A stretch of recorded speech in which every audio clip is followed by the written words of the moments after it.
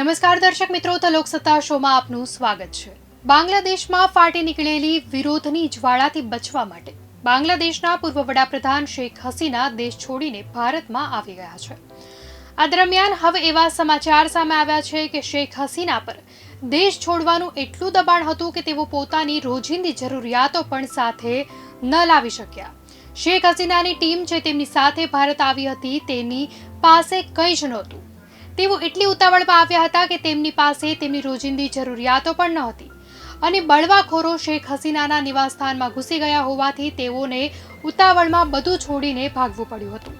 મળતી માહિતી અનુસાર શેખ હસીનાની સાથે આવેલી ભારતની પ્રોટોકોલ ઓફિસની ટીમે તેમને કપડાં અને અન્ય જરૂરી વસ્તુઓ ખરીદવામાં મદદ કરી હતી।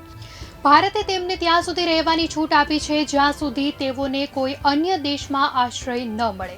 શેખ હસીના હાલ હિન્ડન એરબેઝ પાસેના ઘરમાં રહે છે, ત્યારે તે અને તેમની આખી ટીમ આ સમયે ભારે તણાવમાંથી પસાર થઈ રહી છે।